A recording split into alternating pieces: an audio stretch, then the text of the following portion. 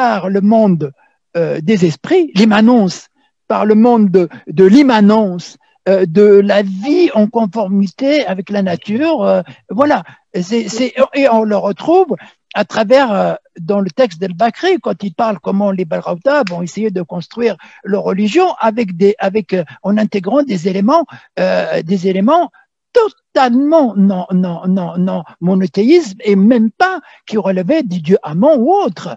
Donc ils étaient dans la relation directe avec la vie.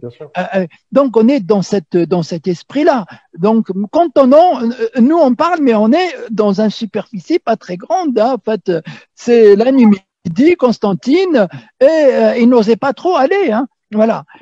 On a noté qu'au IIe siècle, par exemple, il y avait une synagogue à Sétif. Au IVe, on a trouvé les traces d'une synagogue à Tipaza. Oui, sous la basilique.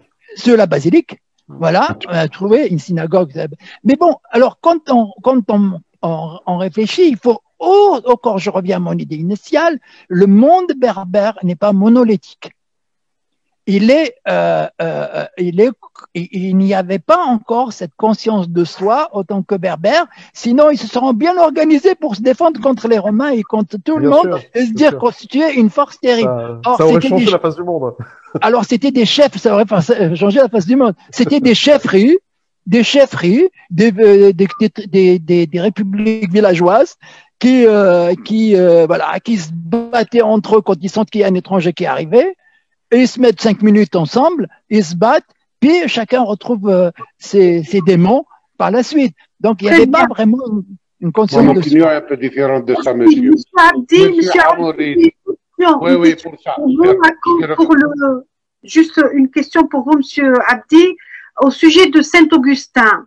Pourquoi il a préféré de vivre dans sa ville natale d'Ebessa alors qu'il pouvait avoir une place éminente à Rome? C'est parti. Ben oui. Donc, avant de venir, il y a une question quand même d'importance. Je vais en répondre à la question, mais Tertullien était le seul, à ma connaissance, M. Amouriti, M. Cohen, je ne connais qu'un seul intellectuel dans le temps qui était Tertullien, qui avait écrit un livre qu'on appelait Adversius Judicius. Pour dire contre les Juifs. Contre les Juifs, je l'ai dit tout à l'heure. Oui, c'est bien. Justement, je précise un peu la question. Autre que ça, ni Saint-Augustin, ni Cyprien, ni Arius, aucun n'a écrit contre les Juifs, sauf ce mec-là. Tertullien, c'est vrai, c'est un grand. C'est le père de l'Église en Afrique, à Carthage. C'est vrai de ce que vous dites. Mais il est dû à quoi? Mais la question est due à quoi lorsque je fais un peu une analyse? C'est dû à une certaine guerre qui s'était déroulée après l'affaire de Judas et des apôtres envers Jésus. La guerre s'est déclenchée partout dans le monde de la chrétienté envers le judaïsme. Cela a poussé à un certain bouleversement dans l'Afrique du Nord. En Libye, c'était des guerres qui ont touché 200 000 berbères massacrés, 220 000 juifs massacrés en Libye, massacrés, à un stade où on parlait, je dis pas que j'en atteste, que des juifs de la Libye, qu'ils soient juifs du Moyen-Orient à l'origine, ou bien juifs convertis des berbères Oudaïn, Imazigh, Oudaïn, même qui comme on le dit, qui étaient à l'origine de la question, ou les pouvoirs politiques qui les avaient déclenchés pour la question, l'essentiel que les juifs de la Libye avaient fait un carnage, tout en allant au cannibale, en mangeant même la viande des êtres humains. Cela est trop dit, mais cela a engagé l'Afrique du Nord dans des guerres fratricides, dans des guerres berbéro-judaïo-chrétiennes. De là découle le sens que berbéro, si vous Tertullien avait écrit le livre tout en répondant à un certain aspect des guerres civiles qu'on avait. Voilà un peu la question. Revenons maintenant à ce qui est posé comme question. Est-ce que Saint-Augustin, pourquoi il n'a pas vécu à Rome, malgré qu'il était à Monaco, à Milano, Monique et de tout, pourquoi il n'a pas vécu à Rome? Si quelqu'un qui défendait une raison d'aimer sa patrie, où il voulait à l'époque mettre un peu de l'ordre, puisqu'on avait les guerres des circonciliants avec le donatisme, à Timgad, à Baraï, surtout dans les Aurès, C'était le grand problème. Comme il est descendant de l'Orès, de Tagaste, du côté de Soukharas aujourd'hui, il a mettre un peu de l'ordre par le sens intelligentsia, intellectuel, chrétienté et d'apaiser un peu les esprits envers la question. Il a vécu en sa patrie ici pour défendre la raison d'un État, d'un peuple qui se disputait en pleine guerre contre le pouvoir romain, qui ne reconnaissait pas l'État religieux divisé, puisqu'on avait l'arianisme, on avait un peu le christian. Et c'est pour cela, Saint-Augustin, il était un peu vers Rahma, vers la clémence, vers le sens catholique que le sens d'orthodoxe. Puisque même les Juifs de l'Afrique du Nord étaient orthodoxes. Et ceux du Moyen-Orient, juifs du Moyen-Orient, étaient hétérodoxes. En arrivant, on a essayé de mettre un peu de l'ordre entre deux branches. Aussi l'orthodoxie égyptienne, chrétienne, qui est différente du catholicisme. Donc voilà où il y a quand même toujours la guerre des hérésies. Même dans l'islam, entre les kharijites, entre les sunnites, les chiites, fatimites, on a vécu toutes les guerres et durant tous les siècles. Donc, la problématique de l'Afrique du Nord, c'est la division des religions qui passe toujours à massacrer la société en division de rangs. C'est pas le sens d'un esprit villageois qui est tenu depuis l'Antiquité, depuis la préhistoire, à massacrer la Berbérie. La Berbérie était massacrée par sa bienfaisance et par l'accueil qu'elle avait envers les étrangers, envers aussi ses richesses, les céréales dans le temps qui remplacent aujourd'hui les hydrocarbures, dont l'Occident et d'autres pays ne voulaient que gâter, que prédateurs qu'ils étaient, pour gagner de ces richesses. Ils venaient nous colonialiser, et lorsqu'ils colonisent, diviser pour initier la guerre. Et la guerre est menée aussi religieuse dans les différents clans et les divisions. Cela a mené à ne pas créer, à ne pas arriver à avoir un État maghrébin d'union. À ce jour, à nos jours, nous vivons le même problème. C'est pas le manque d'identité ou d'entité envers un seul peuple, une seule nation qui s'appelait la Berbérie depuis l'Égypte jusqu'à l'Atlantique et jusqu'au Sénégal et dans les 6 pays aussi du Sahel. Nous sommes tous frères, tous issus du même ancêtre. Seulement la division dont nous sommes entraînés qui a divisé le fond de la personne et du corps et de l'esprit. D'accord, merci Monsieur Abdi. Oui, je voudrais rajouter un truc. La division, c'est un peu complexe. C'est pas un mot scientifique, c'est pas un mot, c'est pas un mot. Mais excusez-moi de le dire. Quand on parle de division, on a l'impression, c'est le chose, on ne doit pas les poser de cette façon-là. C'est que on comprend, il faut se dire quelles sont les raisons qui ont poussé à étudier l'état de fait. Quels sont les éléments qui ont fait que ces populations soient restées comme ça depuis toujours et qui n'ont pas réussi à mettre en place. C'est ça, ce sont les éléments-là. La division est un mot vague qui ne conduit pas à essayer de comprendre réellement les raisons qui ont poussé je pense qu'il y a énormément. C'est pas le sujet de notre. Je vais revenir à la question qu'a posée Shahrazad. Saint-Augustin était de formation, était avocat. Enfin, il a fait des études d'avocat. Et il a été bâti, il a travaillé, il a exercé ses talents en Italie, à Rome, et même il a été baptisé à Milan. Avant de revenir voilà, où il a été évêque, où il a été le grand Manitou de Hippone, de Annaba actuel. Donc il a été stupidement, je dirais, tué lors des Vandales, par les Vandales. C'était quelque chose de très navrant de voir ce grand monsieur, parce que c'est un énorme penseur. Je veux dire qu'on n'imagine pas l'importance de ce monsieur dans la pensée à la fois universelle, chrétienne et universelle. Sa cité de Dieu est une œuvre magnifique sur le plan à la fois philosophique et théologique. Ce monsieur doit avoir normalement je sais pas, une énorme statue. Je sais pas s'il l'a en Algérie ou non, mais je demande de savoir s'il a vraiment à Socarrás, où il est né, s'il a un statut de Saint-Augustin. J'aimerais bien savoir si quelqu'un peut me le dire. Ça serait vraiment navrant. Ça serait vraiment navrant de ne pas avoir en Algérie.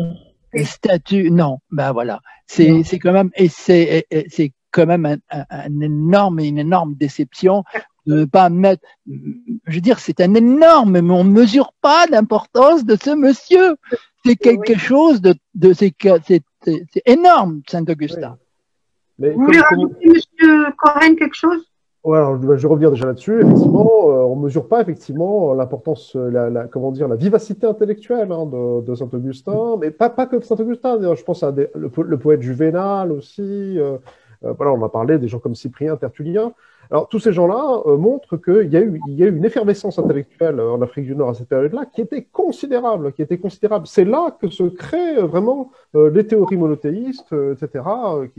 Alors, pour revenir à la question de Saint-Augustin et de son rapport, de son retour au pays natal, si vous voulez, moi, je pense qu'il faut faire attention au fait que la notion de patrie au 5e siècle après Jésus-Christ était probablement très différente de ce qu'il en est aujourd'hui. Et je veux dire par là que j'imagine assez difficilement qu'on puisse ressentir des sentiments patriotiques tels qu'on puisse les ressentir aujourd'hui, par exemple, avec la formation des États, etc. Ces choses-là sont beaucoup plus évanescentes dans l'Antiquité. Par contre, j'imagine, alors là, voilà, j'imagine assez bien que la retour, si vous voulez, à Hippone, la retour d'Afrique du Nord, est assez représentatif de ce qu'était l'Église, finalement, à cette période-là. C'est-à-dire que c'est un réseau administratif.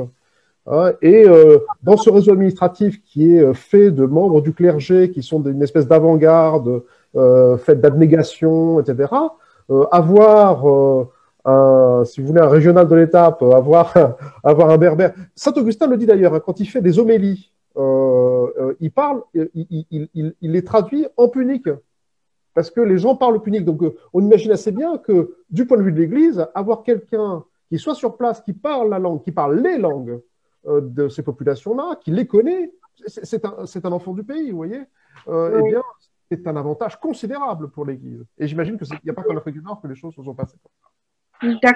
Je vais passer un petit mot, compléter une petite phrase sur la question.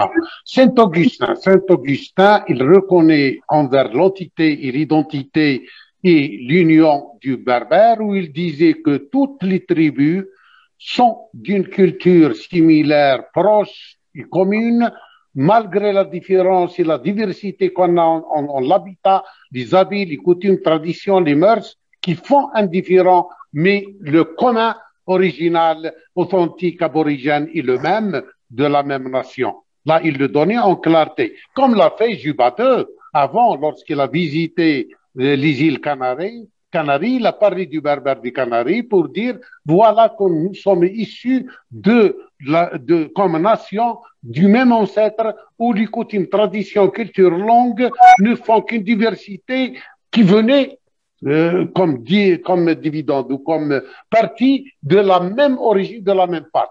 Donc, le tout, eh bien, pour la chrétienté, c'est attesté en Afrique ancienne, tome 2 aussi second, la page, je ne me rappelle pas, mais les villes sont données, 686 villes, nommément, ont été données sur un listing sur le livre de mai 1844, le livre édité à l'origine, mai 1844, l'Afrique ancienne, réédité par Maison Bouslama de Tunisie en 1981.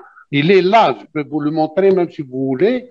Donc, il existe sur le site Inumiden, pour ceux qui veulent en connaître, sur sglis, amazir.com de mon fils, où vous allez trouver 450 livres en la question de parmi l'Afrique ancienne, tome 1 et 2. On va se retrouver devant 686 villes où existaient des églises.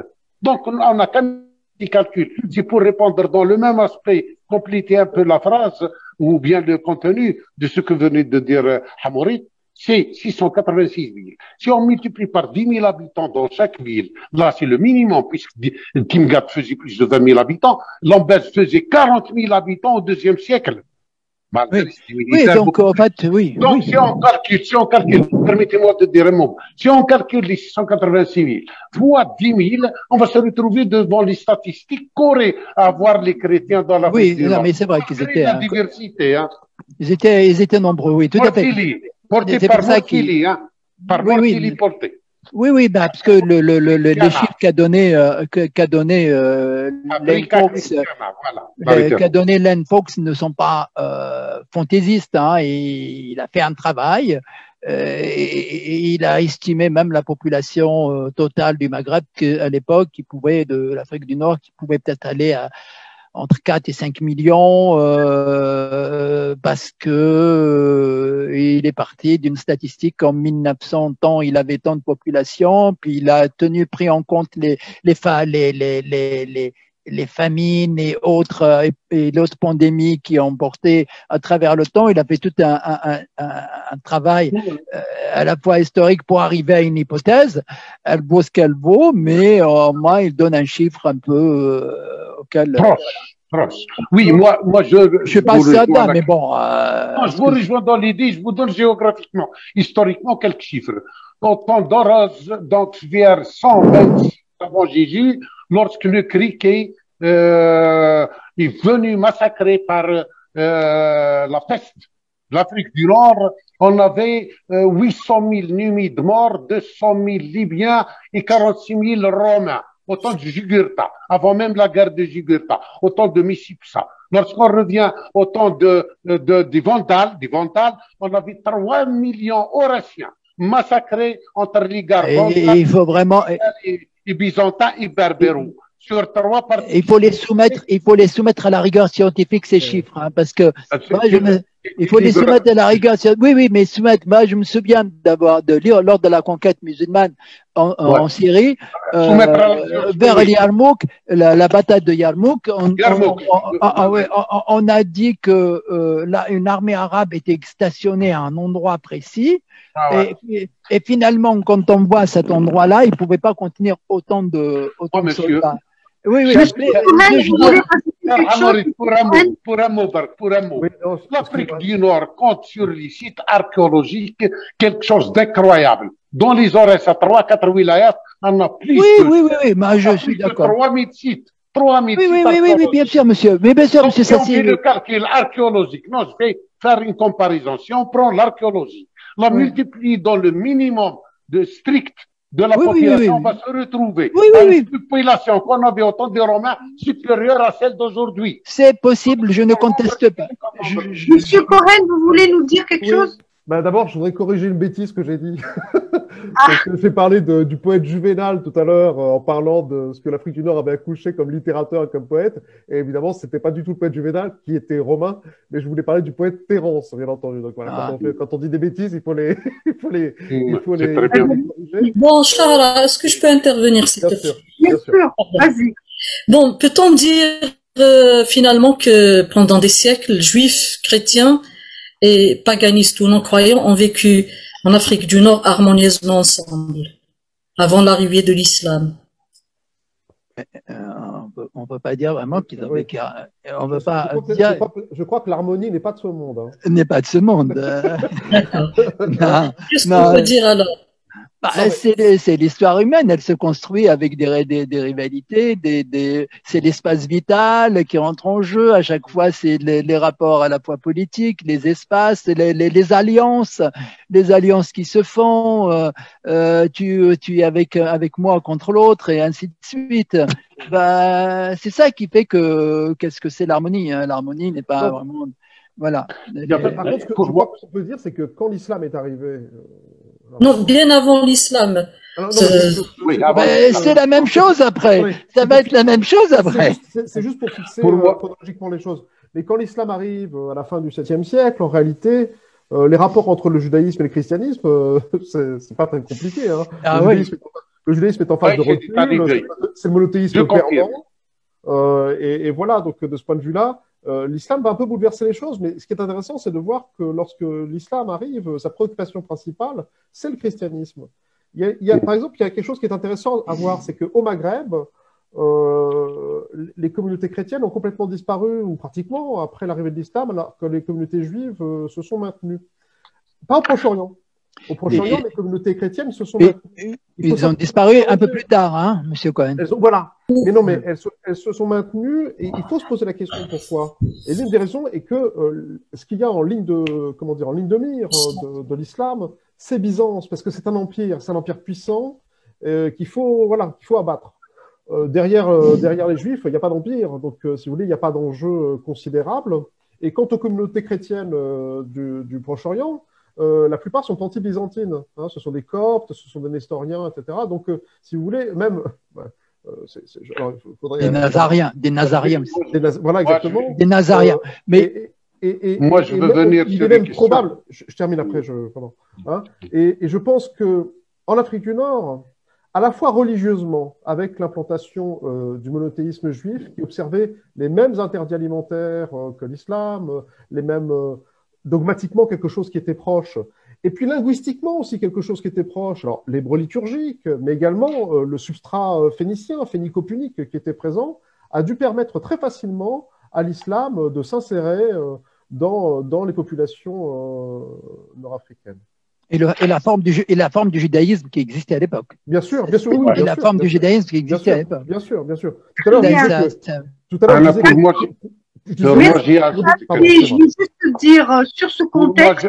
Pour moi, j'ai quelque chose à ajouter. Il s'est fait contracter effectivement, administrativement et religieusement entre les judaïstes et les chrétiens un certain acte, un certain pacte, même de traduire les textes divins des deux côtés, dans le grec et dans le latin, et pour permettre une certaine harmonie. Ça a été fait théoriquement. Mais arrivons à dire, est-ce que dans la pratique, il n'y avait pas des dissidences, des divisions, ou bien des différends? Oui, il y avait ça. Pourquoi? C'est la guerre philosophique qu'on avait depuis l'existence de l'être humain entre le monde spirituel et matériel. Souvent, c'est le matériel qui fait un peu écarter le fond de l'entente et d'harmonie à l'intérieur des sociétés. Voilà ce qui est en sociologie un problème de phénoménal.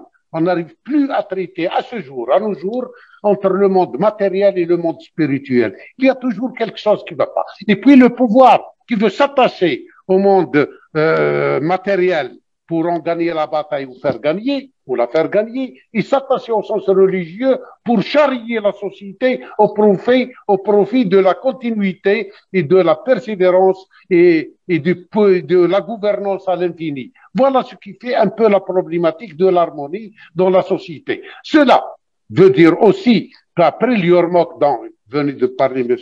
Hamorit, effectivement, après la guerre avec Héraclès qui s'est déroulée en Jordanie, donc 10 000 chrétiens avaient quitté les lieux, qui étaient des chrétiens, mais il y avait un grand problème envers Byzance, qui était appauvri, qui était en division à l'intérieur du pouvoir entre Grégoire en Afrique du Nord, qui voulait la souveraineté et avoir le titre d'empereur même. Il a fait même de l'argent, l'effigie d'argent de la monnaie à son profit, ce qui a donné un peu un éclatement à lui, Justinien, le gouverneur. Donc, d'un côté, les chrétiens étaient venus sur l'Afrique du Nord, s'ajouter à Kairouan et à Carthage. Il y avait Kairouan avant l'arrivée des musulmans. C'est du faux qui s'appelait Takarouit. Takarouit, si on veut, c'est une petite plante comme ça, tawabel, donc on utilise dans la cuisine et tout. Karouia, qu'on aime appeler comme ça. Voilà. Donc, voilà, il y avait ces villes. Là, il y avait les chrétiens, les 10 000 arrivants en Afrique du Nord. Et c'est ceux-ci, arabes chrétiens de Moyen-Orient, qui avaient encouragé leurs frères arabes dans l'invasion à l'Afrique du Nord. C'est eux qui les avaient encouragés. En plus de la division. Mais quel chrétien, monsieur? Quel chrétien? Chrétien venu de la guerre. Oui, vous parlez de quel chrétien? Chrétiens de Yormok, de la guerre. Oui, mais qu'ils étaient quoi, ces chrétiens-là dont vous parlez? Ils étaient quoi? Est-ce que c'était parce que c'est compliqué de parler chrétien? Ils étaient quoi exactement? Ils étaient avec la Byzance, c'était des guerriers avec la Byzance, mais ils étaient venus avec leur famille, surchargés. En quelle année vous parlez? C'est en quelle année? En quelle année? C'est vers l'année donc 638 On est en plein empire romain d'Orient. C'est l'empire romain d'Orient. Voilà. Donc on était dans une conception du christianisme catholique ou comment? Vous parlez de chrétiens. J'aimerais bien que vous précisiez votre pensée. Quel genre de chrétiens qui sont arrivés? En ce moment-là, c'est un peu orthodoxe qu'il y avait en Égypte, avec une partie peut-être catholique dans le différent. Je ne peux pas répondre à votre question. Mais en arrivant à Yarmouk, 638, la guerre, c'était Amr ibn al-As en 642 en Égypte. Mais ils avaient devancé, ils étaient venus vers l'Égypte avant l'arrivée de Amr ibn al-As sur l'Égypte. Donc c'est vers 638-39 qu'ils avaient quitté la Jordanie pour venir sur la Libye et l'Afrique du Nord. Ceux-ci, en arrivant en Afrique du Nord, ils avaient encouragé leurs frères arabes. Ils sont retournés sur le christianisme pour faire gagner à leurs frères arabes, par un sens peut-être ethnique, racial, approchement beaucoup plus que religieux. Ils ont tourné la page. De quel arabe vous parlez, monsieur? Arabe chrétien. Oui, mais de quel arabe? Ces arabes-là, ils étaient où? Les Arabes de la Jordanie, ils étaient où? Comment veux-tu que écoutez, je vous pose des questions. Quand vous parlez, j'aimerais que il n'y a pas 2000 Arabes. On avait 3 Arabes. On avait Arabes de ce qu'on appelait le Yémen heureux. On avait l'Arabe de Petra. On avait l'Arabe du côté de Voilà, c'est ça. Noujoud. Pour ça, il faut lire le livre, vous le connaissez, je vous rappelle, le livre de Sidio, l'histoire des Arabes, 1853. C'est très intéressant. Oui, c'est ça que voilà. Très bien, merci. Je veux juste, sur ce sujet, donc poser la question à Monsieur Hamouid. Était-ce facile pour les Arabes au 7e siècle d'occuper l'Afrique du Nord et de répandre l'islam? Oh là, c'est compliqué. D'abord, il faudrait que je précise. Il y a eu plusieurs expéditions. Hein. L'Afrique du Nord c'était pas une conquête comme ça en première expédition et puis c'est fini. Hein.